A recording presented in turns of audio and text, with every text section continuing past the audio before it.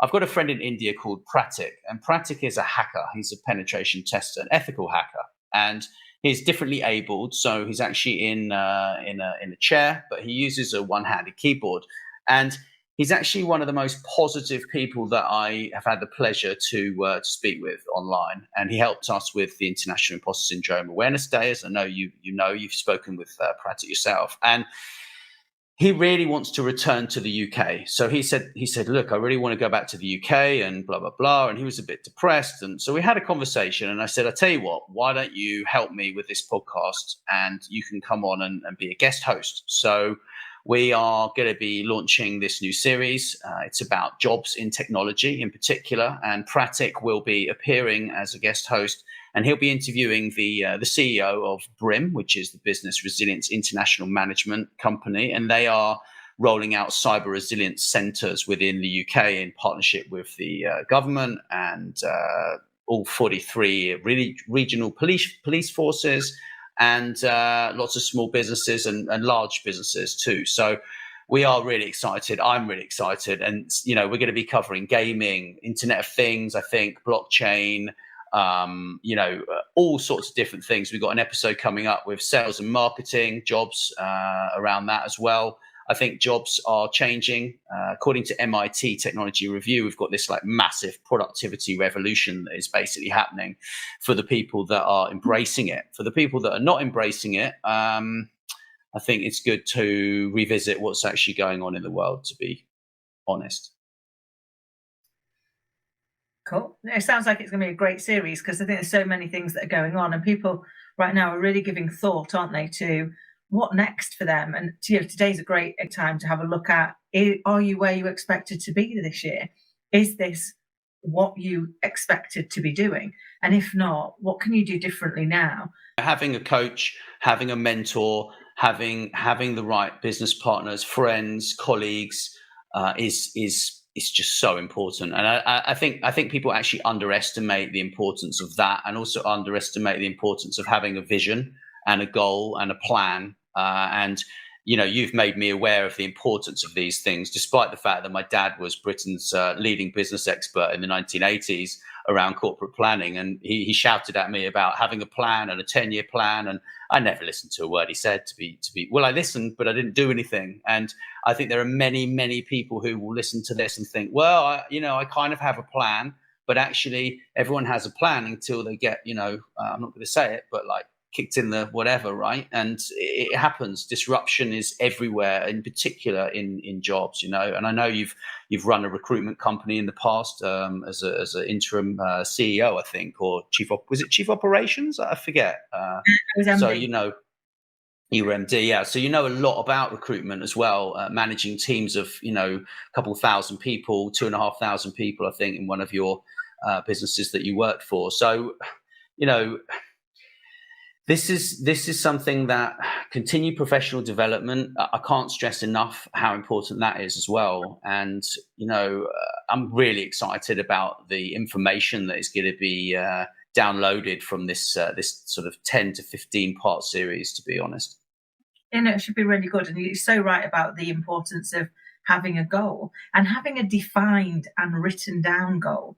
They're the most crucial things. There was a study done by Harvard Business School, and they identified that of 100% of the people that they interviewed, that only 13% had actually got a goal, knew what it was that they wanted to do, and only 3% of them had got it written down with some kind of action plan, even if it was a terrible action plan, even if the action plan stood no chance of achieving the goal, but they had gone as far as writing it down and creating some steps that they thought that they could take to move them from where they are to where they want to go.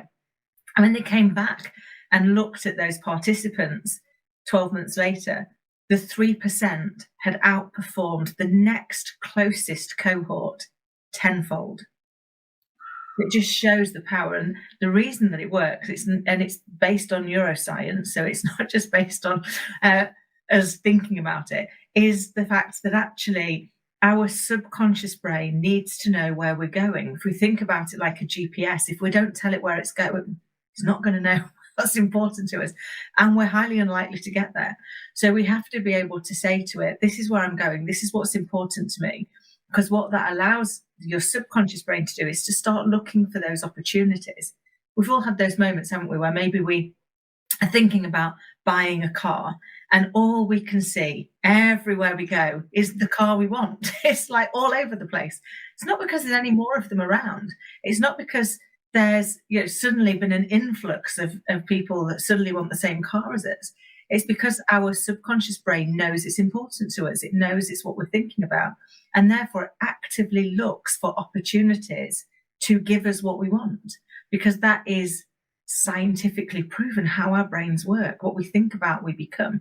So if I can give anybody any advice, it is have that goal. I'm on the middle of a challenge, pushing myself to do things differently so that I can continue to grow. And one of those has been taking my own medicine, writing my goal down, and then every day writing down the one or two things I can do today that are going to progress me towards my goal. And some of them have worked and some of them haven't worked. Some of them have been epic failures. But I look at those failures and go, okay, why didn't it work? What was it, the whole thing that didn't work or a little bit of it? Is there something that I could do slightly differently? And I think if we can open our minds from judging to curiosity. So I'm dreadful for judging myself, going, well, that's stupid, Kim, that was definitely never going to work. To instead being curious, okay, why did I think that was going to work? Why hadn't I considered this potential outcome? What's that making me feel? Because that's what I do for other people. I use curiosity rather than judgment, but turning that in on yourself, it's amazing what that does to change your psyche and how you show up in the world. Well, I think working with you the last couple of years has been absolutely transformational in my vision for my life and the vision for our business and what we want to do. But something really profound happened last week. I don't know what you actually said to me now, thinking about it. So over the past few years, I've been if a lot of things come to me, I say yes to everything, right? And this I discovered, last week was just I knew it was a massive challenge. You knew it was a massive challenge,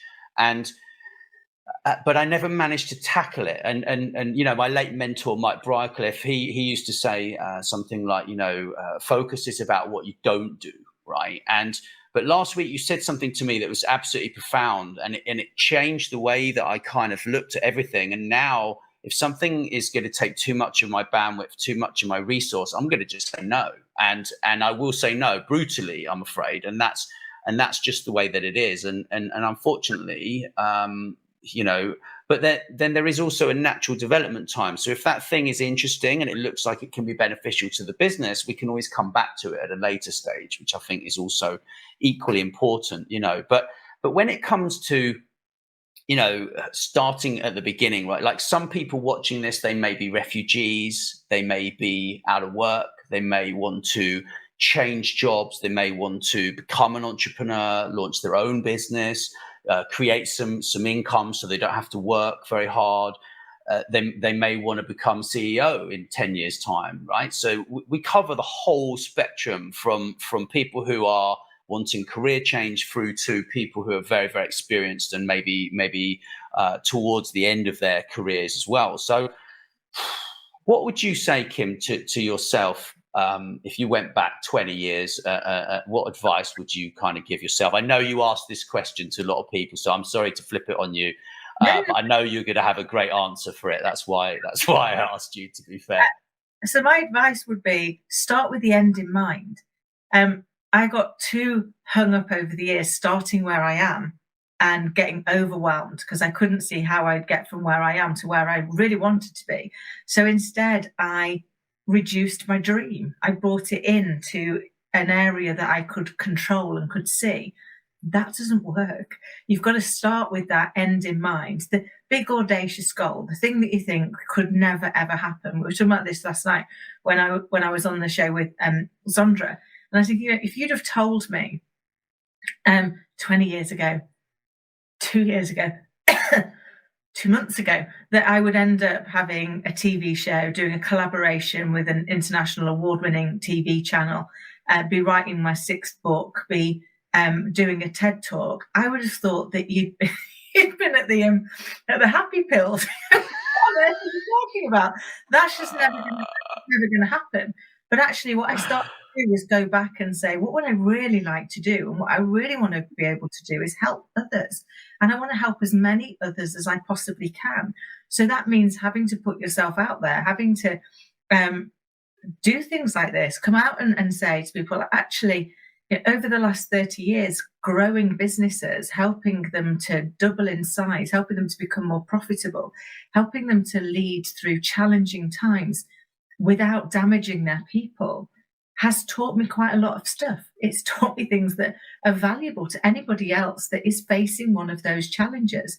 But if I don't tell anybody, then I can't help anybody. And we're living in a world where there is so much information. There is so much out there that we can consume. We haven't got time to consume it all. As I say to clients all of the time, it might only take you 10 minutes, but it's taken you 30 years to be able to do it in 10 minutes. So don't undervalue what it is that you do, because what you can say to me is, here's the book. You can read the whole book if you want to. Or I can tell you the main 2 or 3 takeaways, the ones that are going to be really impactful, the things that are going to make you think. And that's one of the reasons why at the minute I'm in the middle of my 30-day challenge on a quote and a question, because that's how I've lived my life for as long as I can remember, is to start every day with what quote inspires me to have the right mindset today. And then what question does that make me think? What question is that going to get me to get my brain thinking? And sometimes those questions can be the thing that absolutely unlocks us. One question I often ask clients is, what's the question you wouldn't like me to ask? Because just in doing that makes them think of the question. When they think of the question, they now need to start thinking of the answer. What they've done is they've actually encouraged their subconscious brain to start thinking about how to fix it. So never underestimate the power of questions. Always start with the end in sight and believe in yourself. Every single one of us has survived 100% of the challenges life's thrown at us so far. That's one heck of a batting average. Yeah, absolutely. You've said that a lot actually over the past couple of years, and it rings true, and we're at such an interesting time in history right now, and all we need really is the right directions to actually get to where we want to get to. And whether that's, with a coach who's able to mentor you because they've actually been where you've been, or they know about something, say you want to become a great CEO, how are you going to become a great CEO, in my opinion, without actually talking to someone that's got specific knowledge in that area, And I think the more specific you are with what you want, the better it is. And I know about this perfect day process that I've been really into, right? And I kind of, and that has become a yearly, almost bi-yearly process for me. So I write down my perfect day, and I got that from Jonathan Chase, Britain's leading hypnotist, and he borrowed it from someone else, but I made it my own by like adding in some extra things from a couple of books that I read, and I focus on the 90% of my life that I'm really, really happy with, and I absolutely adore working with you. And I'm loving creating this series, interviewing some amazing people, and I know you'll be involved with some of the episodes. But you're running your own shows, right?